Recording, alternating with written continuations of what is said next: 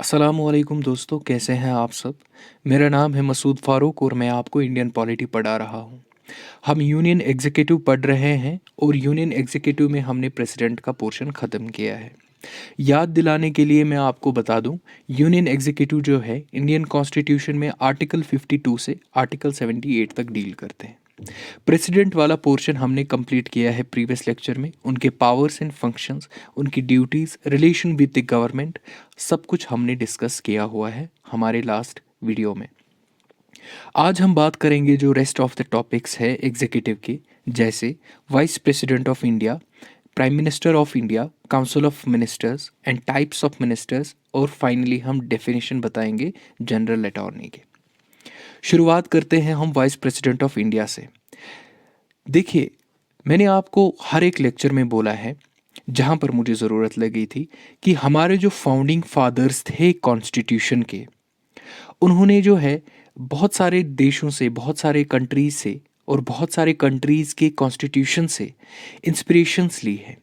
और इसी तरीके से वाइस प्रेसिडेंट ऑफ इंडिया का पोस्ट जो है वो अमेरिका के हूबहू लिया है। जिस तरीके से वाइस प्रेसिडेंट ऑफ अमेरिका होता है, उसी तरीके से उन्होंने बोला है कि हमारे हिंदुस्तान में भी ज़रूरत है कि वाइस प्रेसिडेंट ऑफ इंडिया रहें। वाइस प्रेसिडेंट ऑफ इंडिया जो है कार्य संभालते हैं इंडिया में तब in the absence of president of India. जब हम प्रेसिडेंट्स की बात करते हैं, हाईएस्ट पोस्ट किसका आता है? प्रेसिडेंट ऑफ इंडिया का। तो दूसरे नंबर पे आता है वाइस प्रेसिडेंट का। जबकि प्रेसिडेंट ऑफ इंडिया को हम बोलते हैं हेड ऑफ द स्टेट, लेकिन वो होते हैं nominal head of the state. यहाँ से जो, तो फिर रियल हेड कौन है? Real head of the state कौन है? वो होते हैं प्राइम मिनिस्टर। वो भी हम आगे पढ़ेंगे।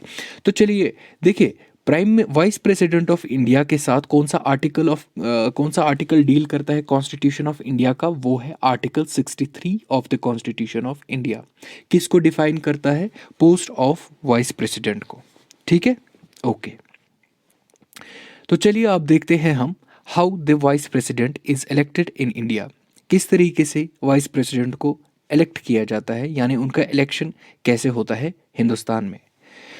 उनका सबसे पहले मैं आपको बता दूं, उनका डायरेक्ट इलेक्शन नहीं होता है, उनका भी इनडायरेक्ट इलेक्शन होता है। सिमिलरली जैसे प्रेसिडेंशियल इलेक्शंस होते हैं जो हमने कल डिस्कस किए हुए हैं, वो इनडायरेक्ट इलेक्शंस होते हैं, इलेक्टोरल कॉलेजेस के थ्रू होते हैं। ठीक है, अब वो इलेक्टोरल कॉलेजेस में मेंबर कौन कौन से हैं वो भी हम आपको बताएंगे। देखिए, जब हमने बात की थी प्रेसिडेंशियल इलेक्शन की, वहाँ पर हमने देखा था कि सिर्फ और सिर्फ वहाँ पर पार्ट ले सकते हैं कौन? वहाँ पर सिर्फ और सिर्फ इलेक्टेड मेंबर्स ही पार्ट ले सकते हैं। नॉमिनेटेड मेंबर्स ऑफ पार्लियामेंट, यानी कि दोनों हाउसेस के, अपर हाउस के भी, लोअर हाउस के भी, जिनको लोकसभा एंड राज्यसभा भी बोलते हैं, दोनों हाउसेस के इलेक्टेड मेंबर्स पार्ट ले सकते हैं इन प्रेसिडेंशियल इलेक्शन। लेकिन यहाँ पर जब हम बात करते हैं वाइस प्रेसिडेंट के इलेक्शन की, तो यहाँ पर दोनों पार्ट लेते हैं। यहाँ पर वाइस प्रेसिडेंट के इलेक्शन में नॉमिनेटेड मेंबर्स भी पार्ट ले सकते हैं, और जो इलेक्टेड मेंबर्स हैं वो तो लेंगे ही लेंगे। लेकिन मैं बताना चाहता हूं आपको कि जब वाइस प्रेसिडेंट का इलेक्शन होता है तो उसमें जो है स्टेट का कोई रोल नहीं होता है। ठीक है, स्टेट्स का कोई रोल नहीं होता है। जो स्टेट्स की लेजिस्लेटिव असेंबलीज होती हैं, उनके जो मेंबर्स होते हैं वो पार्ट नहीं होते हैं इस इलेक्टोरल कॉलेज में जब वाइस प्रेसिडेंट का इलेक्शन होता है। अब हम बात करेंगे who can be a vice president of India. कौन वाइस प्रेसिडेंट ऑफ इंडिया बन सकता है? ठीक है, हर एक में हम जो है एलिजिबिलिटी क्राइटेरिया की बात करते हैं। जैसे हमने प्रेसिडेंट ऑफ इंडिया में बात की थी कि कौन बन सकता है। सबसे पहले उनकी उम्र जो है 35 साल की होनी चाहिए, और वो भारत का नागरिक होना चाहिए, यानी कि वो हिंदुस्तान का बाशिंदा होना चाहिए। ठीक है, और इसी तरीके से कुछ और भी क्वालिफिकेशंस है। जब हम बात करते हैं, अगर कोई इंसान राज्यसभा मेंबर बनने के लायक है, यानी उनको जो क्वालिफिकेशंस वो है कि वो राज्यसभा का मेंबर बने, मतलब वो सारी क्वालिटीज़ है जो एक राज्यसभा के मेंबर में होती है। ठीक है, उसका जो क्राइटेरियन जो भी होगा, तो वो भी वाइस प्रेसिडेंट ऑफ इंडिया बन सकता है। ठीक है, ओके। और जब हमने बात की थी प्रेसिडेंट ऑफ इंडिया की, कि उनका कोई भी ऑफिस ऑफ प्रॉफिट नहीं होना चाहिए, यानी वो किसी भी कोई भी ऑफिस उनका नहीं चल रहा होना चाहिए कि जब वो इलेक्शन में आ जाए, ठीक है, उनको प्रॉफिट को पहले ही टाटा बाय बाय करना पड़ेगा।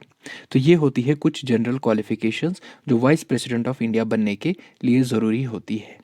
अब हम यहाँ पर बात करेंगे कि इलेक्टोरल कॉलेजेस में, जैसे मैंने अभी आपको बताया था ऊपर वाली स्लाइड्स में, कि जो है कौन who participates in vice president election.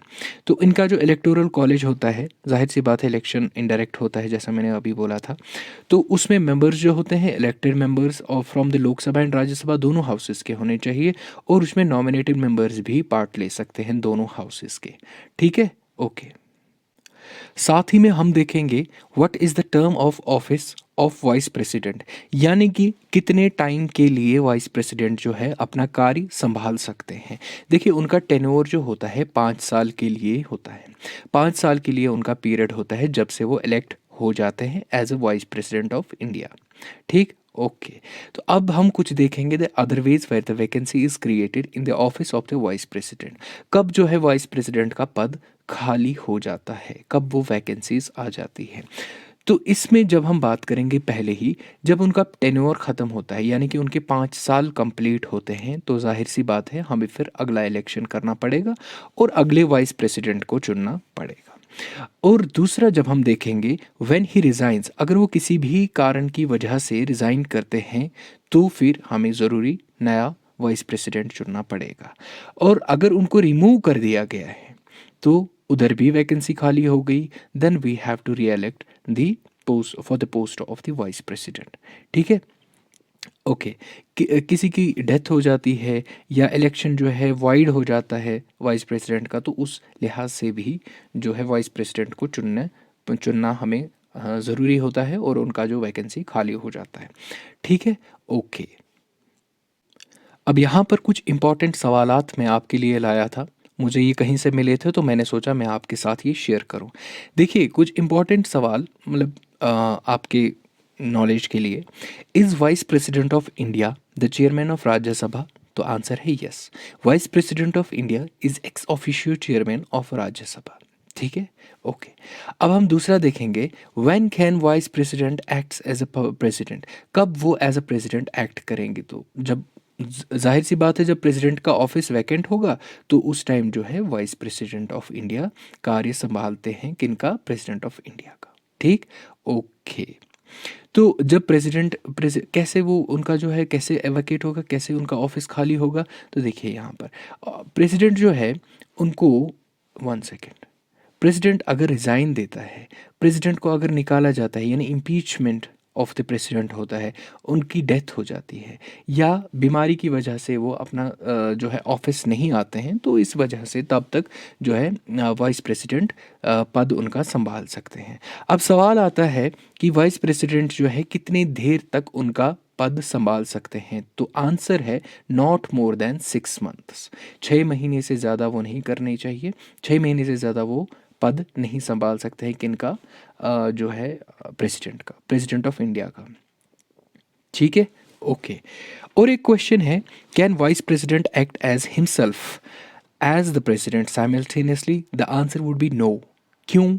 क्योंकि जब वाइस प्रेसिडेंट जो है प्रेसिडेंट का पद संभालते हैं तो तब तक जो है उस पीरियड के लिए वाइस प्रेसिडेंट का जो है पद खाली रहता है, और वाइस प्रेसिडेंट का काम तब तक कौन संभालता है? जो डिप्टी चेयरपर्सन ऑफ राज्यसभा होता है, जो एक चेयरपर्सन होता है राज्यसभा का, वो वाइस प्रेसिडेंट से बिलो होता है, तो तब तक वो वाइस प्रेसिडेंट की कुर्सी संभालता है। What is the maximum period? अच्छा ये तो मैंने अभी आपको बता दिया है, 6 मंथ्स के लिए जो है वाइस प्रेसिडेंट का पद संभाल सकते हैं, ठीक है। कौन से मेजर आर्टिकल्स है जो डील करते हैं vice president of India in the constitution of India? Article 63 to 71। अच्छा, क्या कोई अमेंडमेंट हुई है हिंदुस्तान के संविधान में जो वाइस प्रेसिडेंट के रिलेटेड हुई हो? Answer would B yes, 11th constitution amendment हुई है, जिसमें जो है वाइस प्रेसिडेंट के इलेक्शन के बारे में वो जो है अमेंडमेंट लाई गई थी, ठीक है, okay. Can vice president be re elected? Yes, vice president who has served 2 terms अब जो कुछ ऐसे वाइस प्रेसिडेंट जिन्होंने 2 या 2 से ज़्यादा बार जो है वाइस प्रेसिडेंट बने हैं। हाँ, पहला है इनका डॉक्टर एस राधाकृष्ण, 1952 से 62 यानी 2 बार आए हुए हैं, 10 साल इन्होंने अपना कार्य संभाला है वाइस प्रेसिडेंट का। और इसी तरीके से मोहम्मद हमीद अंसारी जो है 2007 में इन्होंने पद लिया था, फिर उन्होंने 5 साल के बाद फिर से इलेक्शन लिया और 10 साल ये भी रहे, यानी 2007 से 2017। ठीक है, ऑल राइट। अब बात करते हैं हम प्राइम मिनिस्टर की और काउंसिल ऑफ मिनिस्टर्स की। देखिए, सबसे पहले हम बात करेंगे प्राइम मिनिस्टर की। एक इम्पॉर्टेंट बॉडी होती है हमारी किसी भी कंट्री की, ठीक है, ओके, किसी भी डेमोक्रेटिक कंट्री की। तो यहाँ पर प्राइम मिनिस्टर को हम पहले देखेंगे, क्या प्राइम मिनिस्टर इलेक्टेड होते हैं या अपॉइंटेड होते हैं। ध्यान रहे, प्राइम मिनिस्टर जो है वो अपॉइंटेड होते हैं। बेशक वो अपनी जो कॉन्स्टिट्यूएंसी से या आप जो है अपनी कॉन्स्टिट्यूएंसी को रिप्रेजेंट करते हैं, मेंबर ऑफ पार्लियामेंट होते हैं, लेकिन लेकिन लेकिन लेकिन प्राइम मिनिस्टर वो अपॉइंट होते हैं और उनको अपॉइंट कौन करता है? President of India. किस बेसिस पर? देखिए, इसके 2 तरीके हैं।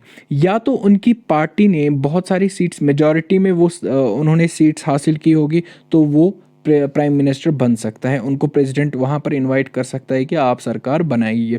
या तो उनके पास प्रेसिडेंट के पास ये ऑप्शन होता है कि वो उस इंसान को बुलाए जो लोकसभा में बहुत सारी स्टेट्स यानी बहुत अदर पार्टीज़ को अपने साथ, यानी बोलते हैं ना अलायंस, तो फिर वो अलायंस भी कर सकते हैं बाकी पार्टीज़ के साथ। तो उनके पास अगर ज़्यादा सीट्स आती हैं तो वो प्राइम मिनिस्टर अपॉइंट हो जाता है। कौन करता है? President of India. ये समझ आ गया ना? ठीक है, और राइट। तो अब हम बात करेंगे देखिए, कल भी मैंने आपको बोला था प्रेसिडेंट के पावर्स, जब मैं डिस्कस कर रहा था ना, तो वहाँ पर मैंने आपको बोला था डिस्क्रिशन पावर, आपको याद होगा। डिस्क्रिशन पावर मतलब क्या होता है ना, कि प्राइम मिनिस्टर के पास एक अपना एक पावर होता है, वो किसी को भी इनवाइट कर सकता है, चाहे उसके अगर कोई ऐसी पार्टी है जो लार्जेस्ट पार्टी होगी उसके लीडर को, या कोई ऐसा लीडर होगा जिसने अलायंस बनाया होगा अदर पार्टीज़ के साथ लोकसभा में और वो सरकार चलाना चाहेगा, तो ये पावर किसके पास होता है? ये पावर होता है प्रेसिडेंट के पास। ठीक है, when a party does not have clear majority in the Lok Sabha. तो चलिए जी, स्टार्ट करते हैं अब अगला पॉइंट। अब देखते हैं हम कि रोल ऑफ प्राइम मिनिस्टर क्या होता है। देखिए, प्राइम मिनिस्टर का रोल तो बहुत इंपॉर्टेंट है भैया, वो तो सब जानते हैं, है ना। तो prime minister of India serves the country by following various functions. तो शुरुआत करते हैं हम। देखिए, वो लीडर होते हैं कंट्री के, कंट्री को वो रिप्रेजेंट करते हैं। उनको जो है बोलते हैं हेड ऑफ द गवर्नमेंट, यानी कि सरकार का जो हेड होता है वो कौन होता है? Prime minister. और हेड ऑफ द स्टेट कौन होता है? President of India. इसमें कंफ्यूज नहीं होना। प्राइम मिनिस्टर सरकार यानी हेड ऑफ द गवर्नमेंट होता है और हेड ऑफ द स्टेट हम प्रेसिडेंट को बोलते हैं। ठीक है, ओके। और उनके पास जो है वो पोर्टफोलियोज एलोकेट करते हैं। पोर्टफोलियो बताइए सर जी। देखिए, पोर्टफोलियो मतलब कि उनकी कैबिनेट में बहुत सारे मिनिस्टर्स होते हैं, काउंसिल ऑफ मिनिस्टर, यानी कि कितनी सारी मिनिस्ट्रीज़ है। Ministry of labour and employment, ministry of finance, मतलब फाइनेंस मिनिस्टर उनको अपॉइंट करना है, तो वो कौन करता है? वो प्राइम मिनिस्टर ही उनको जो है पोर्टफोलियो देता है कि आप कौन से फील्ड में रहेंगे। ठीक है, और हमारे प्राइम मिनिस्टर जो होते हैं वो कैबिनेट के चेयरमैन भी होते हैं। कैबिनेट क्या होता है? कैबिनेट एक बहुत मतलब ऊंचे जो सीनियर मोस्ट सीनियर लीडर्स होते हैं पार्टी में, तो वो एक काउंसिल बनाते हैं। आप मान लीजिए कि इनमें एक लेयर होती है, जो इनर मोस्ट लेयर होती है ना, जो inner most layer of government होती है, वहाँ पर जो प्राइम मिनिस्टर होते हैं और साथ में उनके बहुत सारे साथ में उनके जो मोस्ट इंपॉर्टेंट लीडर्स होते हैं पार्टी के, उनको बोलते हैं कैबिनेट ऑफ मिनिस्टर्स। वो भी हम आगे देखेंगे डिटेल में। ठीक है, ये उस कैबिनेट का जो है चेयरमैन होता है। और किसी भी तरीके से अगर कि उस कैबिनेट में कुछ मेंबर्स के विचार नहीं मिल रहे हैं, यानी आपस में उनकी उतनी ज़्यादा अंडरस्टैंडिंग नहीं होती है, किसी भी मामलात पर कॉन्फ्लिक्ट होता है, तो उस वक्त जो है प्राइम मिनिस्टर जो है अपनी अपनी ओपिनियन देता है और वही फाइनल हो जाता है। इसके साथ अगर हम देखेंगे हमारे कंट्री का जो मतलब किसी भी डेमोक्रेटिक कंट्री का ऑफिशियल रिप्रेजेंटेटिव जो होता है वो प्राइम मिनिस्टर ही होता है। यानी कि बहुत इंपॉर्टेंट वर्ल्ड वाइड जितने भी इंटरनेशनल मीटिंग्स होती है, तो वहाँ पर कौन जो है रिप्रेजेंट करता है? प्राइम मिनिस्टर ही रिप्रेजेंट करता है। एग्जाम्पल के तौर पर मैं आपको बता दूं, यूनाइटेड नेशंस जनरल असेंबली में जब लोग आते हैं, मतलब हर एक कंट्री से आते हैं, तो वहाँ कौन जाते हैं? यानी कि हिंदुस्तान से नरेंद्र मोदी गए थे और पाकिस्तान से इमरान खान गए थे। तो इस तरीके से जो हेड जो होते हैं ना किसी भी इंटरनेशनल मीटिंग के, तो उस टाइम जो है प्राइम मिनिस्टर ही रिप्रेजेंट करते हैं कंट्री को। और प्राइम मिनिस्टर जो है ये एक लिंक क्रिएट करता है किन के दरमियान? कैबिनेट ऑफ मिनिस्टर्स के दरमियान और प्रेसिडेंट के दरमियान। मैंने आपको कल बोला था ना, कॉन्स्टिट्यूशन गाइडलाइंस देता है कि कैबिनेट जो मतलब मिनिस्टर्स जो होते हैं, ठीक है, तो उनको चाहिए कि वो एड एंड एडवाइस प्रोवाइड करें किसको? प्रेसिडेंट को, ठीक है, कोई भी कार्य एग्जीक्यूट करने के लिए। तो उस हिसाब से जब भी उनका कोई डिसीजन होता है तो फिर वो मतलब वो लिंक करता है उस मिनिस्ट्री को, यानी कि मिनिस्ट्री को वो लिंक करता है, पूरे सरकार को वो लिंक करता है प्रेसिडेंट के साथ, और आपस में वो फिर एग्जीक्यूटिव काम मतलब संभालते हैं, जितने भी एग्जीक्यूटिव मैटर्स होते हैं। ठीक, ओके। इसके अलावा जब मैं बात करूंगा, प्राइम मिनिस्टर जो होते हैं हेड होते हैं मोस्ट इम्पॉर्टेंट चीज़ों के। जिस तरीके से यहाँ पर अगर मैं देखूंगा ना, देखिए जैसे कोई न्यूक्लियर कमांड अथॉरिटी है ना, तो इसी तरीके से जो है डिपार्टमेंट ऑफ एटॉमिक एनर्जी है, department of space and ministry of personnel public grievances and pensions, यानी कि जितने भी मोस्ट इम्पॉर्टेंट डिपार्टमेंट्स होते हैं यानी कि मिनिस्ट्रीज़ होते हैं, उन सब का हेड कौन होता है? प्राइम मिनिस्टर होता है। ठीक है, ओके। तो चीफ एडवाइज़र होता है प्रेसिडेंट ऑफ इंडिया को, यानी कि प्रेसिडेंट ऑफ इंडिया जो है वो उन्हीं से एडवाइसेस वगैरह मांगते हैं। जाहिर सी बात है प्राइम मिनिस्टर तो अकेले नहीं दे रहे हैं, बल्कि वो पूरी काउंसिल ऑफ मिनिस्टर यानी कि जितने भी कैबिनेट ऑफ मिनिस्टर्स होते हैं उन सब की राय वगैरह वो प्रेजेंट करते हैं किन के सामने? प्रेसिडेंट ऑफ इंडिया के सामने। लेकिन चीफ एडवाइज़र कौन होता है? प्राइम मिनिस्टर ऑफ इंडिया ही होता है। Okay, now coming to the qualification criterion. Okay, तो यहाँ पर देखिए, who is eligible to be the prime minister. सबसे पहली बात, हिंदुस्तान का नागरिक, ठीक है, जो है सिटीजन ऑफ इंडिया होना चाहिए। दूसरी बात, ए मेंबर ऑफ आइदर राज्यसभा और लोकसभा, वो एक मेंबर होना चाहिए या लोकसभा का या राज्यसभा का, वही प्राइम मिनिस्टर बन सकता है। मैंने अभी आपको बोला था ना, हाँ ऑलरेडी वो इलेक्ट हो गए हैं, लेकिन वो इलेक्ट हो गए हैं as a parliament member, as जो अपनी कॉन्स्टिट्यूंसी से आते हैं, लेकिन प्राइम मिनिस्टर उनको फिर अपॉइंट कौन करता है? प्रेसिडेंट करता है। ठीक है, ओके। तो उनकी एज जो है कम से कम 30 ईयर्स की होनी चाहिए। यदि वो अगर कि वो मेंबर ऑफ राज्यसभा है तब उसकी 30 होनी चाहिए। अगर वो लोकसभा से आता है तो उनकी एज जो है 25 भी चलेगी। चलिए अब देखते हैं पोजीशन ऑफ प्राइम मिनिस्टर। देखिए मुझे नहीं लगता इसको मुझे यहाँ पर बोलना पड़ेगा, क्योंकि everyone knows the position of the prime minister. ठीक है, तो प्राइम मिनिस्टर की जो पोजीशन होती है बहुत ही ऊंची होती है। जब प्रेसिडेंट और वाइस प्रेसिडेंट की बात करते हैं उसके बाद जो है प्रेसिडेंट प्राइम मिनिस्टर ही होते हैं। जब अगर हम हेड की बात करेंगे ना, तो प्राइम मिनिस्टर ऑफ इंडिया को भी हेड ऑफ द स्टेट बोलेंगे, लेकिन इनको बोलते हैं, देखिए प्रेसिडेंट ऑफ इंडिया को बोलते हैं नॉमिनल हेड और प्राइम मिनिस्टर को बोलते हैं रियल हेड, यानी कि ये हेड ऑफ द स्टेट भी कहलाया जाता है, लेकिन कॉन्स्टिट्यूशन डिफाइन करता है he is the head of the government. ठीक है, तो इस तरीके से आप याद रखें। यहाँ पर एक ही चीज़ इंपॉर्टेंट है, बहुत ज़्यादा ज़रूरी है आपको बोलने के लिए, कि जब भी एक प्राइम मिनिस्टर की डेथ हो जाती है तो ऑटोमेटिकली जो काउंसिल ऑफ मिनिस्टर्स हैं वो डिसॉल्व होता है। ठीक है, इस सारे में आपके लिए इतना ही ज़्यादा इंपॉर्टेंट है। अब बात करते हैं relationship between the prime minister and president of India. देखिए सदर साहब और वज़ीर आज़म के बीच में जो रिलेशनशिप है वो कौन से आर्टिकल में है और क्या रिलेशनशिप्स है वो हम देखेंगे यहाँ पर। देखिए there are few articles in the Indian constitution that deals with the relationship between the prime minister and president of India.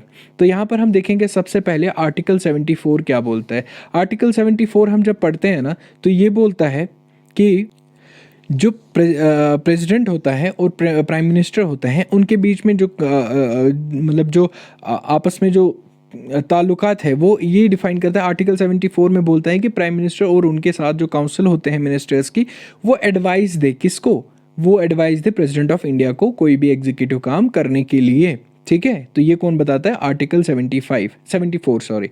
तो आर्टिकल 75 जो है इसमें आपको 3 पॉइंट्स याद रखने होंगे। ठीक, इसमें सबसे पहले जो है प्रेसिडेंट अपॉइंट करता है प्राइम मिनिस्टर को। ठीक है, ये किस में लिखा गया है? आर्टिकल 75 में। क्या लिखा गया है? President appoints prime minister and other ministers are appointed by the president on the advice of prime minister. यहाँ पर देखिए, ये देखिए खेल, यहाँ पर जो प्रेसिडेंट होता है वो किसको अपॉइंट करता है? प्राइम मिनिस्टर को अपॉइंट करता है। ठीक है, बोलता है कि मतलब जिस भी पार्टी की वहाँ पर मेजॉरिटी होगी लोकसभा में, तो उस हिसाब से वो जो है प्राइम मिनिस्टर को घोषित करते हैं। कौन? प्रेसिडेंट साहब। अब जब प्रेसिडेंट ने अपॉइंट कर दिया है प्राइम मिनिस्टर को, तो उनको तो अपने मिनिस्टर्स लगाने हैं ना। तो मैंने अभी क्या बोला था? प्राइम मिनिस्टर जो है वो खुद अपॉइंट करते हैं मिनिस्टर्स को। ठीक, अब प्रेसिडेंट तो करता है, जाहिर सी बात प्रेसिडेंट करता है, लेकिन एडवाइस कौन देता है? Prime minister. तो इनडायरेक्टली वही हो गया, प्राइम मिनिस्टर ही करता है, वो प्रेसिडेंट को बोलते हैं और फिर प्रेसिडेंट उनको अपॉइंट करते हैं कि फलाना इंसान जो है वो इस डिपार्टमेंट का मिनिस्टर है। ठीक है, क्योंकि कॉन्स्टिट्यूशन बताता है कि अगर किसी भी तरीके से प्रेसिडेंट जो है वो प्राइम मिनिस्टर या उनका जो उनकी एडवाइस नहीं लेते हैं, तो उनको इम्पीच करना पड़ेगा। उनके लिए जो इम्पीच का प्रोसीजर है वो भी कॉन्स्टिट्यूशन में डिफाइंड है। तो इसी तरीके से जो प्राइम मिनिस्टर बोलते हैं वो प्रेसिडेंट साहब को करना पड़ेगा। तो ये हो गया एक पॉइंट। अब दूसरा पॉइंट क्या है? Ministers their office during the pleasure of the president. और तीसरा पॉइंट है council of ministers is collectively responsible to the Lok Sabha. So it was article 75। अब आर्टिकल 78 जो है ये भी डील करता है किसके साथ? Relationship of the prime minister and president of India. तो बोलता है article 78, prime minister communicates all decision made by the council members to the president. यानी कि उनकी काउंसिल में जो भी मैटर्स डिस्कस हो गए हैं वो सामने रखते हैं किसके?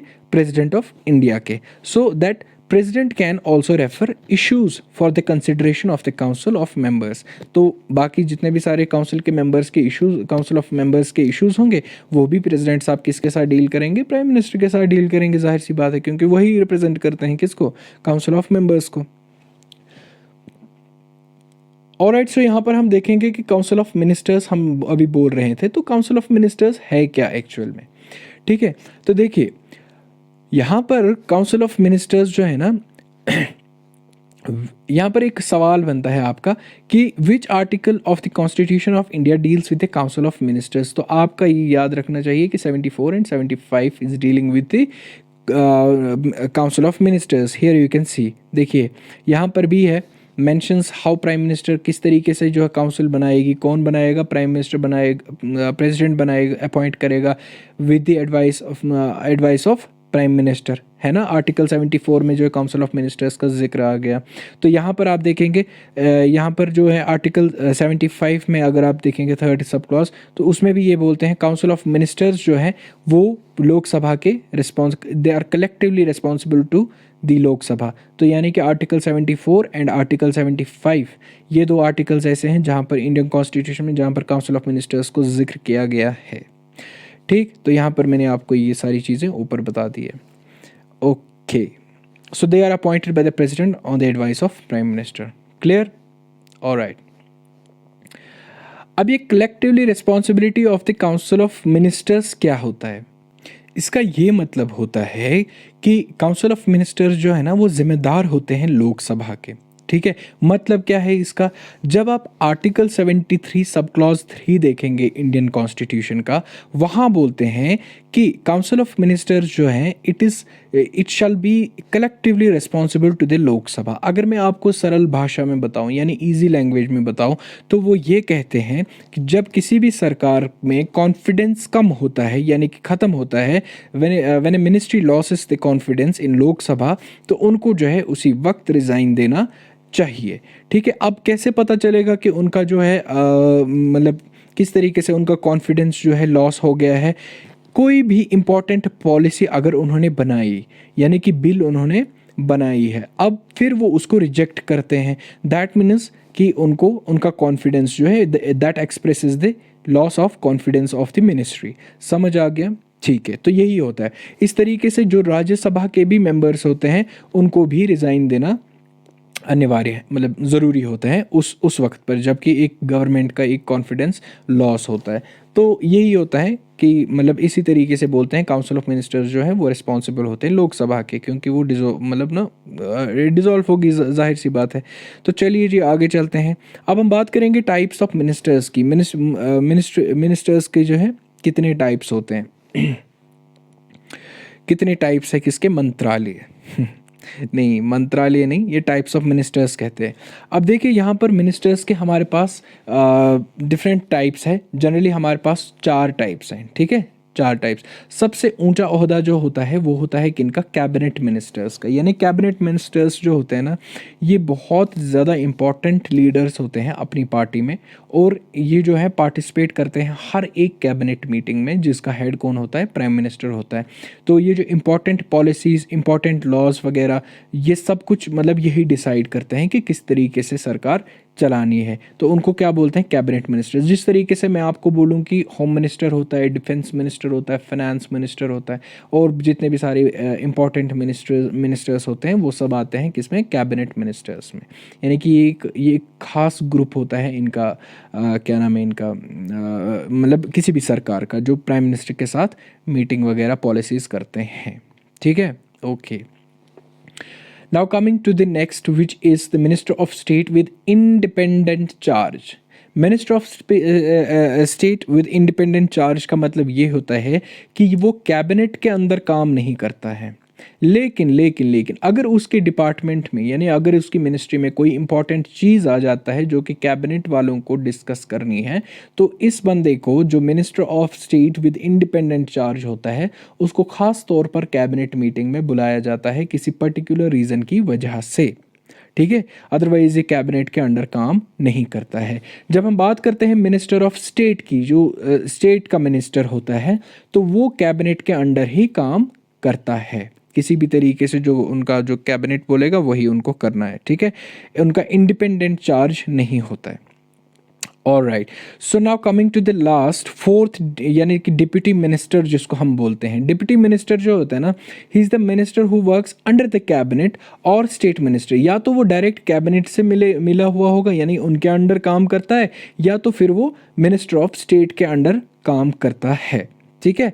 जो मिनिस्टर ऑफ स्टेट, यानी कि जो मिनिस्टर ऑफ स्टेट होंगे और उनका जो काम होगा, तो इसका काम भी जो है अलॉट किया जाएगा under home, under he is working. जो भी उनका जो मिनिस्टर ऑफ स्टेट होगा या कैबिनेट मिनिस्टर होगा, वो उनको काम देंगे तो वो काम संभालेंगे, उसको बोलते हैं डिप्टी मिनिस्टर। बाकी जो है इसमें मेन इंपॉर्टेंट जो है यहाँ पर यही ग्रुप होता है, कौन? कैबिनेट। ऑब्वियसली सारे होते हैं, लेकिन जो मतलब डायरेक्टली किन के साथ जो पॉलिसी मेकिंग वगैरह के साथ डील करते हैं, वो cabinet of ministers he deal करते हैं। और एक चीज़ मैं आपको बताना चाहूँगा, एक और कैबिनेट होता है जिसको बोलते हैं, एक सेकेंड, जिसको बोलते हैं किचन कैबिनेट। क्या बोलते हैं? Kitchen cabinet. देखिए, किचन कैबिनेट एक बहुत इम्पॉर्टेंट, जब एक वो कौन बनाता है, एक बहुत इम्पॉर्टेंट कैबिनेट होती है जिसमें प्राइम मिनिस्टर होते हैं और उनके जो खास मिनिस्टर्स होते हैं ना, कि जैसे 10-20 तक होंगे, बस उससे ज़्यादा नहीं।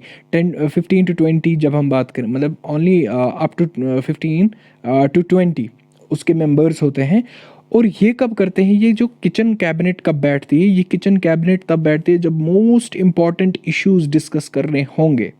तो इन मंत्रियों में, यानी इन मिनिस्टर्स में, जैसे मैंने आपको अभी बोला था कि मतलब डिफेंस हो गया, होम मिनिस्टर हो गया, इसी तरीके से फाइनेंस मिनिस्टर हो गया, तो ये सारे जो है ना मोस्ट इम्पॉर्टेंट कैटेगरी में आते हैं। तो इसी तरीके से 15 से 20 लोग ये इकट्ठे होते हैं और इनका हेड जो होता है प्राइम मिनिस्टर होता है। तो उसको क्या बोलते हैं? Kitchen cabinet. ये मैं इधर लिखना भूल गया था, इसलिए याद आ गया, तो मैंने सोचा बता दूँ। और जब हम बात करेंगे इसको बोलते हैं किचन कैबिनेट, या बोलते हैं हम उसको इनर कैबिनेट। ये एक मतलब एक रियल सेंटर ऑफ पावर होता है, ठीक है, रियल सेंटर ऑफ पावर होता है। ओके, सो यहाँ पर जब मैंने प्राइम मिनिस्टर का आपको बोला था, आर्टिकल 75, ये ध्यान में रखना, आर्टिकल 75 में ये भी बोला गया है that they article 75 says only that prime minister shall be appointed by the president. President के द्वारा ही प्राइम मिनिस्टर को अपॉइंट किया जाता है। और हाँ, और एक इम्पॉर्टेंट चीज़ है यहाँ पर, और एक इम्पॉर्टेंट, जब हम यूनियन एग्जीक्यूटिव पढ़ते हैं ना, यूनियन एग्जीक्यूटिव, तो वहाँ पर और मैंने आपको बताया था कि और एक बॉडी होती है जो बोलते हैं अटॉर्नी जनरल, जिसको बोलते हैं, क्या बोलते हैं? Attorney general.